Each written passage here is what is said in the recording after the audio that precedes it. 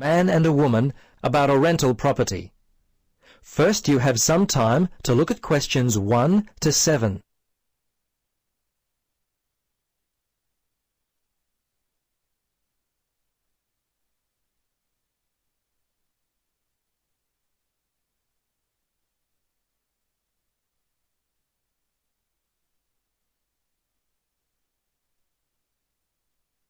Now, listen carefully and answer questions 1 to 7. Central Realty, Jill speaking. How can I help you? Yes, hello, Jill. I've got a problem, a complaint I wish to register. Who should I speak to? You'll want to speak to Tracy, the residential manager.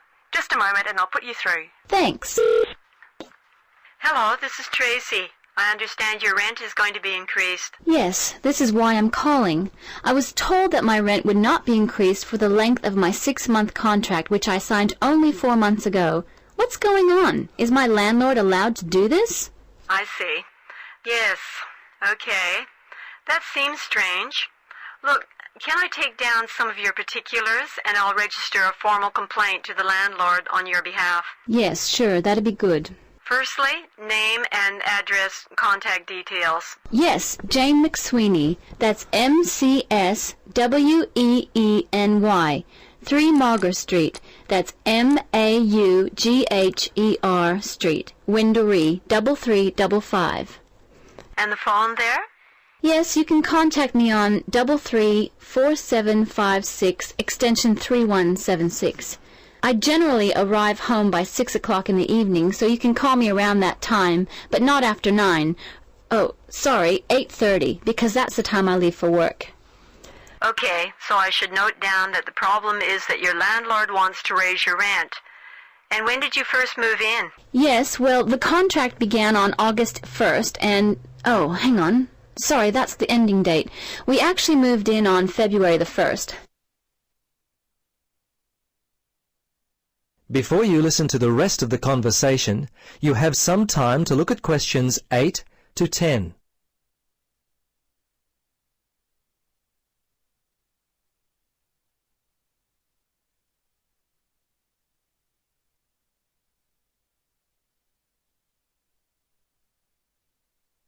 Now, listen carefully and answer questions 8 to 10. Okay, good. Now, if need be, you will have to send a letter to the Rental Tenancy Board. But as I said, first let us approach your landlord on your behalf and see if we can work out the problem before it gets to that situation. I'd be very surprised if you have to send a letter. 95% of these kinds of problems get solved early on. Okay. Now, if you have any problems you need to discuss, feel free to come in and talk with the general manager. In the meantime, if you would just wait until we receive an answer from your landlord, we'll be able to then plan our next step. Is there anything else I could be doing? Well, you could write a letter to the RTB listing all the events as they happened from your point of view. But as I say, hold on to it. Don't send it unless we have to. Well, that's about it for now. Thanks for your call. I'm sure we can sort this out. Thanks very much for your help. I hope we can sort it out too. Bye for now. Yes, bye. That is the end of part 1. You now have half a minute to check your answers.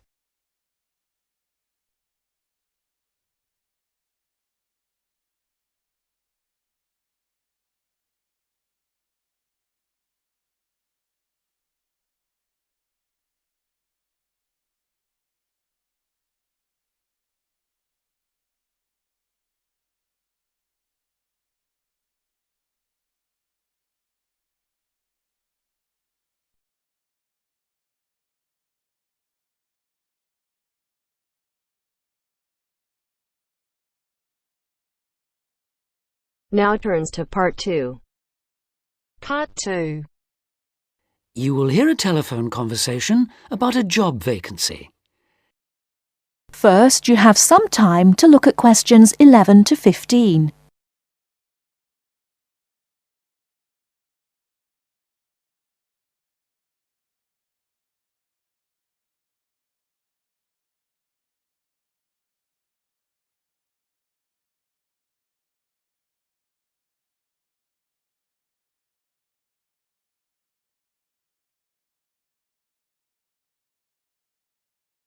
Now, listen carefully and answer questions 11 to 15.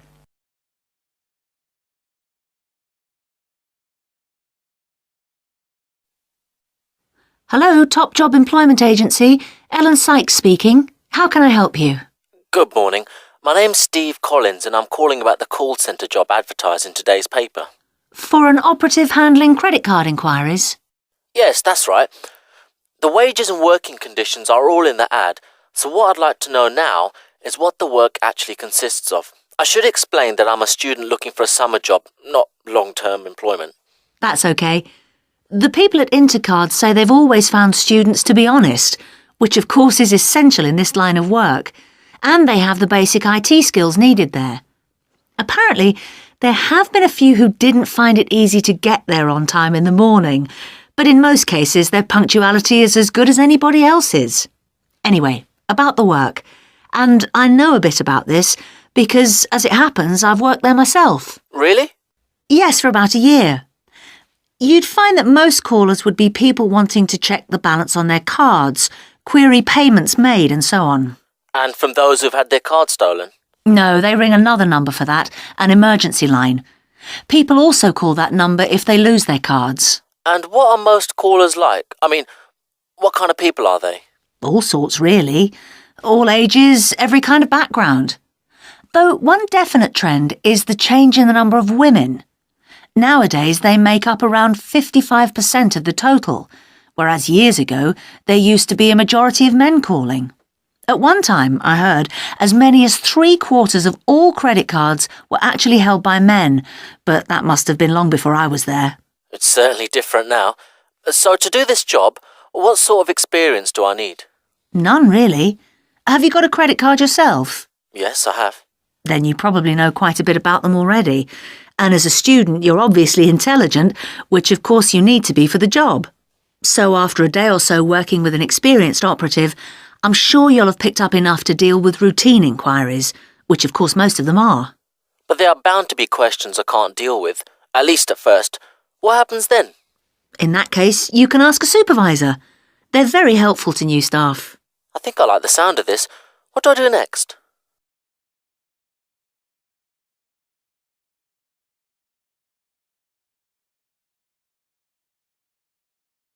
Before you hear the rest of the talk, you have some time to look at questions 16 to 20.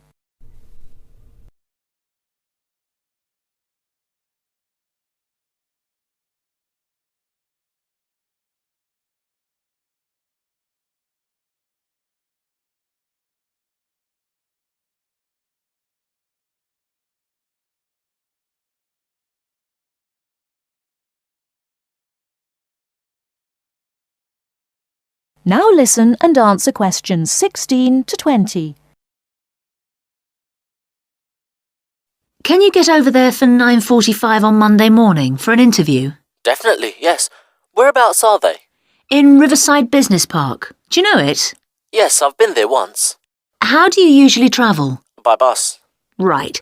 So you take either the 136 or 137 to the bus station, and when you come out of there, you turn right. Along Orchard Road, that is. The road from the railway station? Yes, that's right. You go past the petrol station next to the car dealers, then carry on down the road. Do I take the first left at the main car park? Well, you could do that, and walk up Newfield Avenue alongside the shopping centre, but it's a long way round. I'd suggest continuing along Orchard Road with the water company and then the insurance offices on your right. They used to be local government offices, by the way. Yes, I remember those. And you keep going until you reach the advertising agency. Now, facing that is a small road called Cherry Lane. There's a newspaper office on the corner, and opposite that is a big hotel, so you can't miss it. And how far down that road is it? Well, they aren't actually in Cherry Lane. You walk as far as the next junction and turn right into Armand Drive at the mail centre. Intercard is in the third building on the right, between the airline offices and the shipping company. Fine. I'll be there on Monday. Thanks very much. Bye. Good luck. Bye.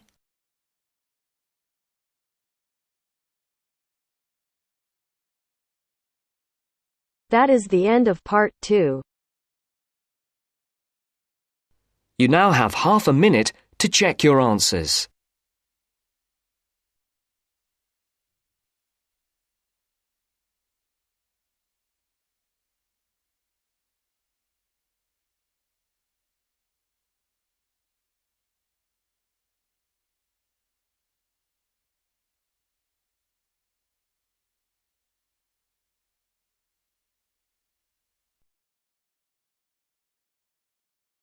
Now turns to part 3. Part 3. You will hear a conversation between a university student and a librarian about using the city archives. First, you have some time to look at questions 21 to 24.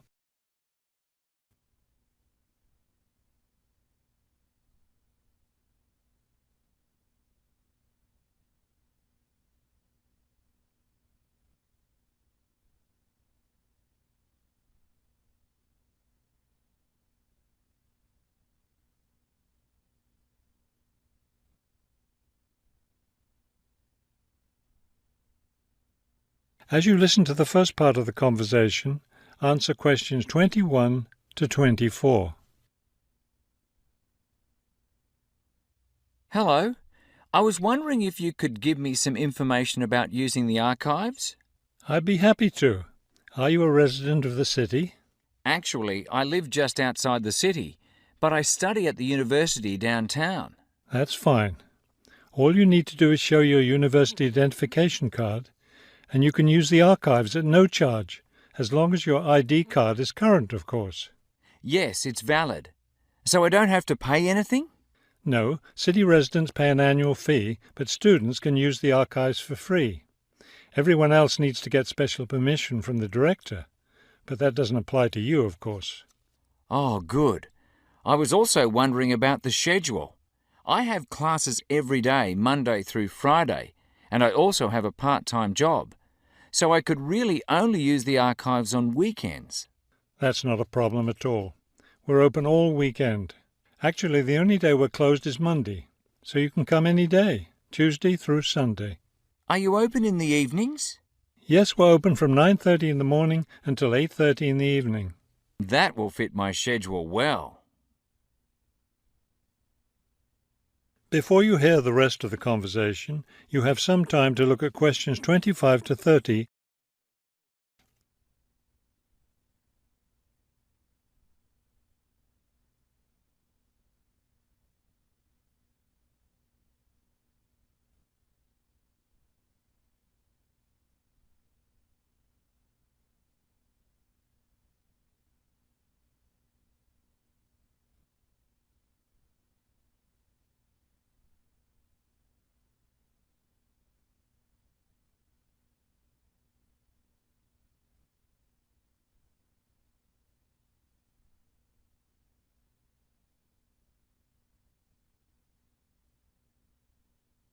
Now listen and answer questions 25 to 30.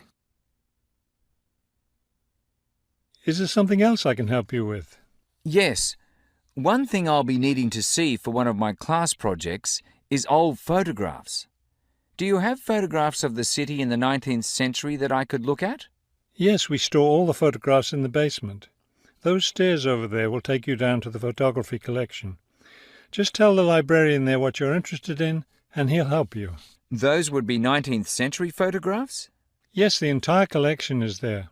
Now, if you're interested in seeing documents from the 19th century, those are right here on the ground floor. I would like to see some of those documents. Does that collection include newspapers too? No, all the newspapers from the earliest ones in the 18th century up to the current time are on the second floor. Here, let me just give you this map of the archives, and you'll be able to find whatever it is you need. Thank you. Oh, I see you have a whole room devoted to maps. Yes, on the third floor. That's great, because one thing I need to do is look at how the city has developed over time. I'm sure you'll find a lot of helpful information there. Of course, some of the maps are several centuries old, so generally visitors are only allowed to see photographic reproductions of them. That shouldn't be a problem. What's this on the fourth floor? Ogden's Woolen Mill. As I'm sure you know, Ogden's woolen mill was the major entity responsible for the growth of this city in the 19th century. The Ogdeniers gave money for the archives to devote an entire floor to information about the history of the mill. Will I be able to find information about the Ogden family there? Photographs, personal papers, things like that? Probably the family photographs are stored downstairs in the photography collection. The personal papers would be on the 5th floor, where we keep all the personal papers of famous residents of our city. Thank you so much for your help. I'll be able to do a lot of my research here.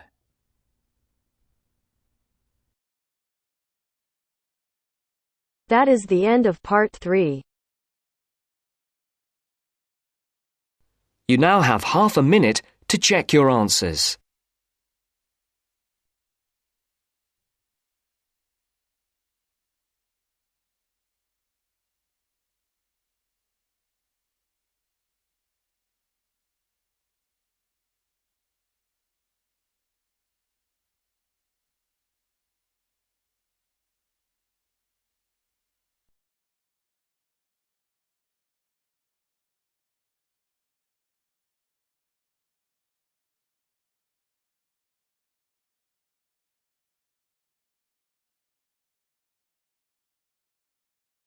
Now turn to section 4. Test 5, section 4. You will hear a wildlife expert giving a talk to a group of bird lovers in the UK about a species called the tawny owl. Before you listen, you have some time to look at questions 31 to 40.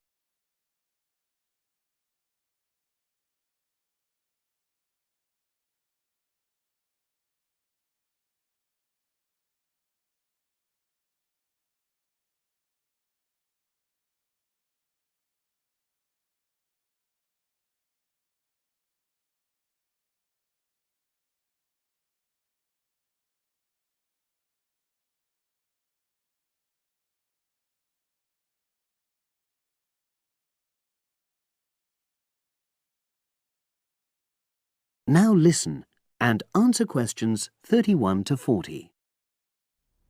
Good evening, everyone. You're all likely to be familiar with pictures of the tawny owl. Because of all the owl species in the UK, it's actually the most common one.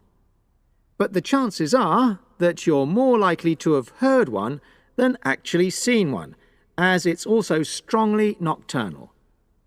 This means that it normally ventures out at night.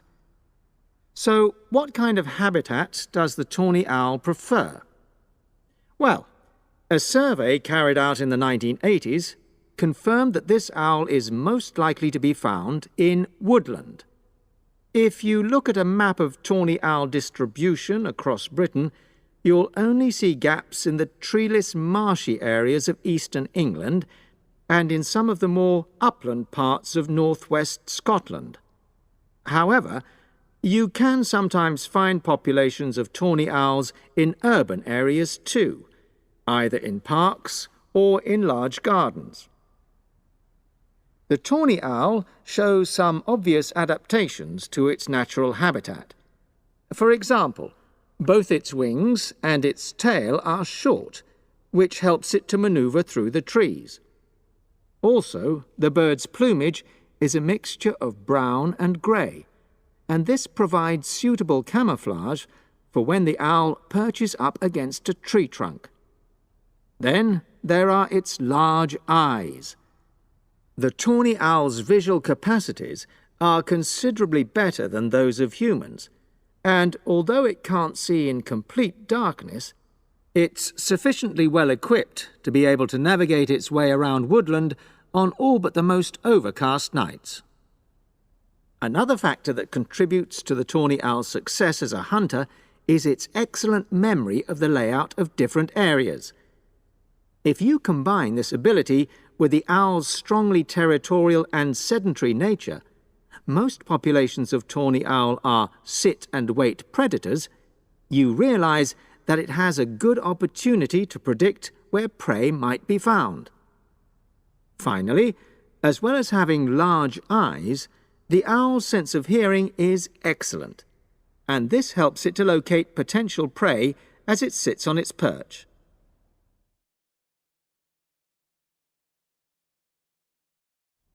Turning now to the tawny owl's diet. Woodland tawny owls feed mainly on mammals, especially small ones, such as wood mice and bank voles. But they'll also take things like frogs or bats, or even fish, if they happen to be available. In urbanized landscapes, the owls seem to prey more on birds. So there are some differences there. Let's just look briefly now at survival rates in the tawny owl. Young tawny owls face a difficult time once they leave home, and 2 out of every 3 are likely to die within their first year. So, with such high mortality levels, it's a good job that established breeding pairs can produce young over a number of seasons and maximize their chances of passing their genes on to the next generation of owls. I've already mentioned the sedentary nature of the tawny owl, but it's not just adult tawny owls that are sedentary in their habits. Young birds, dispersing away from where they were born, rarely move far. The average distance is just 4 kilometres. There also appears to be some reluctance to cross large bodies of water. The owl is absent from many of the islands around our shores, with only occasional sightings in Ireland and the Isle of Wight off the south coast of England. Right, well, now I'll show you some photographs that have been taken in one or two of the...